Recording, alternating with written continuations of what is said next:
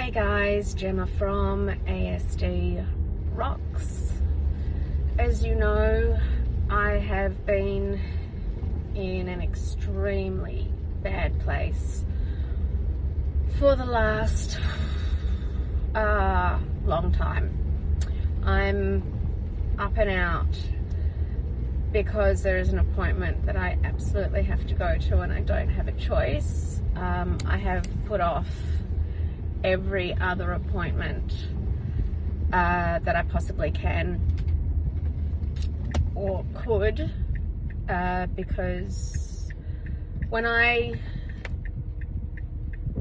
get really bad with anxiety, stress, I become in a lot of ways agoraphobic or agoraphobic, depending on how you prefer to say it. I can't leave the house. I can barely leave bed.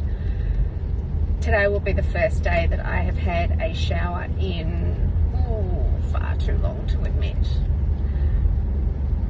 The reason that I'm talking to you about this, and the reason that I wanted to do this post, was because I want to talk about medication and people's expectations or understanding of medication. I know I've spoken to a lot of people who are suffering from all sorts of anxiety, stress, mental health, whatever it happens to be, and there are a myriad of medications out there. Most of them I've tried in the last 15 years. And I had a conversation with someone who was hitting absolute bottom, and we hate to hit absolute bottom because absolute bottom is one step away from not coming back up. And we were talking about medication and how desperate they were. They had been to the doctor to talk about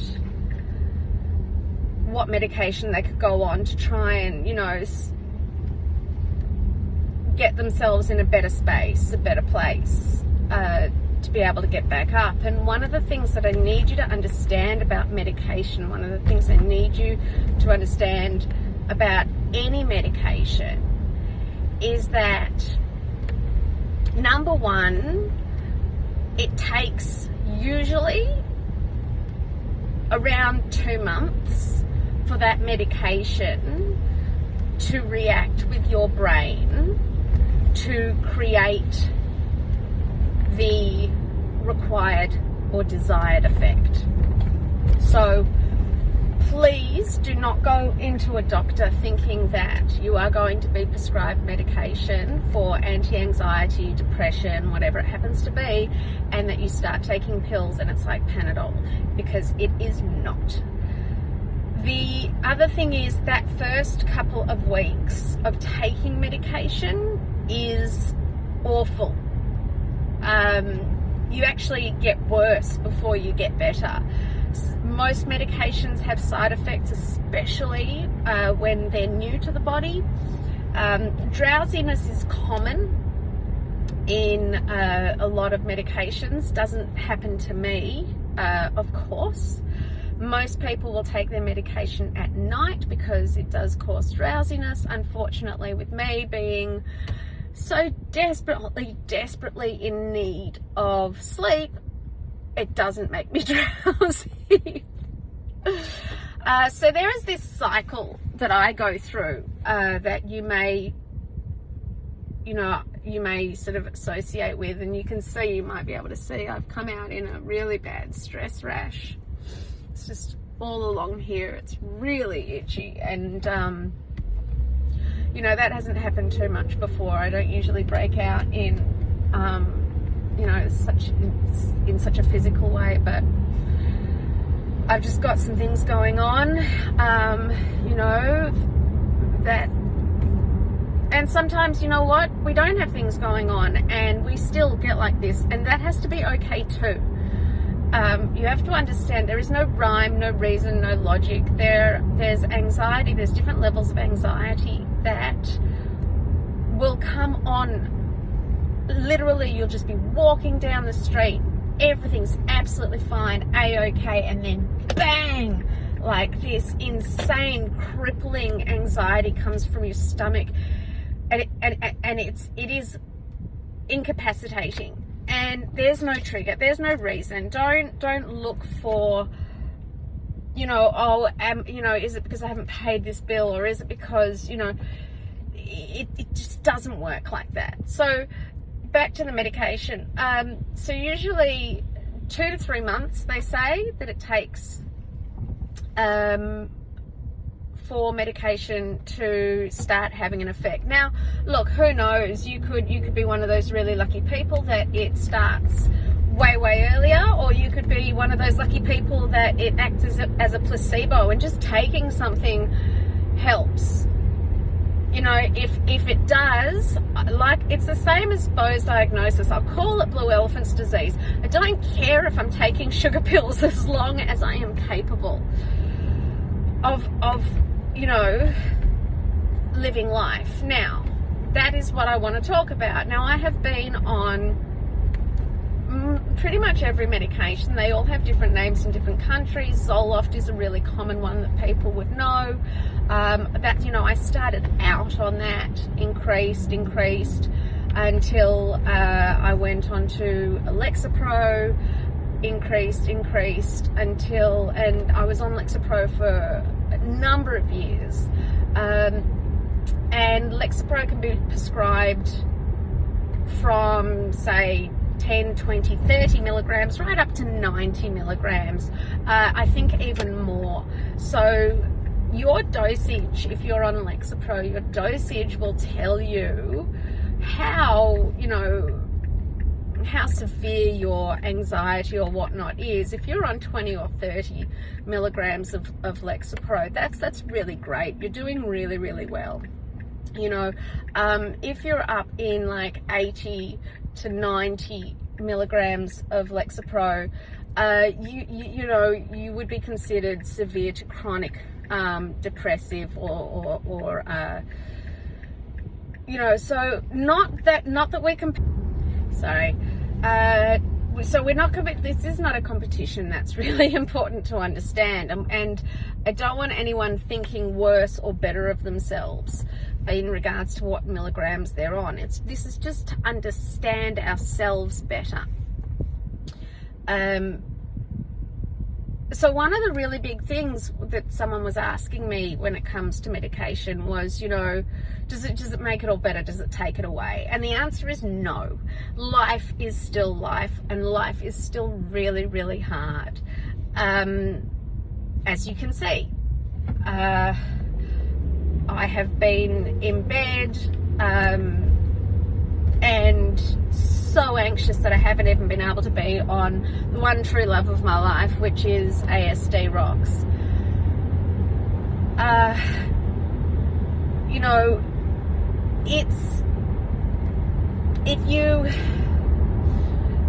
I'm trying to think of the best way to explain it.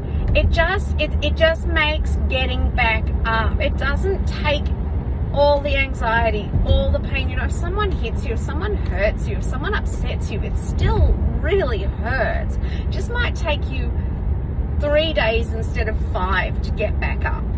Or, maybe you become a tiny bit more resilient in what someone says, instead of sending you into this pit of depression. You may not hit that low, but you'll still go down. Medication does not, anti-anxiety, antidepressants, all of those things, it doesn't make you numb. You still feel the world. Things are still really hard. Your kid still has the needs they have and the triggers they have. It certainly doesn't change anybody else, that is for sure. So I find my cycle is for me, the worst cycle when I know that things are getting really bad is it will usually follow a night, or a number of nights of not sleeping. So I will not sleep and when I say not sleeping, I mean falling asleep somewhere around 5:30 a.m. after doing everything. Please don't suggest things, because trust me, I do it. I've tried it all. Nothing works when the insomnia hits. Nothing works. So usually that will then bring on anxiety, or a fair bit of anxiety. The anxiety will cause my mind to start thinking and overthinking, and it won't stop. Yes, I've tried music. Yes, I've tried white noise. Yes, I've tried meditation. Just trust me, I've tried it all. And that overthinking will stop me from sleeping. So they feed each other. And then, because I'm so exhausted and because I'm in bed all day, I then stop eating. And stopping eating is one of the worst things you can do when you get anxiety, because when your body is deprived of food, it goes into the shock that it goes into. Oh, sorry, so itchy. The shock that it goes into, and then that feeds the anxiety and the not sleeping. We all talk about, oh, I've had such a big meal, I'm so tired, or a food coma, or however you term it. And the point really is that these negative sort of patterns start to create this downward spiral, and they feed each other. They feed each other terribly. And you just have to write it out. You just have to write it out.